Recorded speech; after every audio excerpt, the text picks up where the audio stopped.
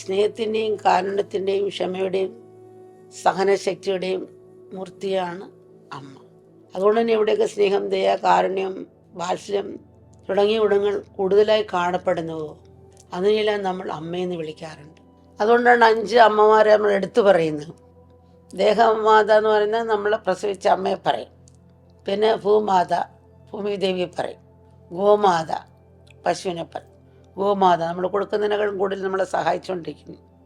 പണ്ട് അങ്ങനെയാണ്, കലപ്പ മെഷീനൊന്നും വരാത്ത കാലത്ത് അതിനെ കൊണ്ടാണ് നില ഉഴുകുന്നതും. അതിൻ്റെ പാൽ കൊണ്ട് നമ്മൾ വിറ്റ് ജീവിക്കുന്നു.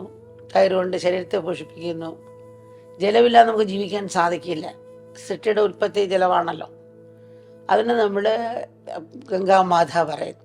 വേദമാത എന്ന് വെച്ചാൽ അറിവ് തരുന്ന അതുകൊണ്ടാണ് നമുക്ക് ജീവിക്കാനുള്ള അറിവ് തരികയാണ്. അതിന് വേദമാതാവെന്ന് പറയും.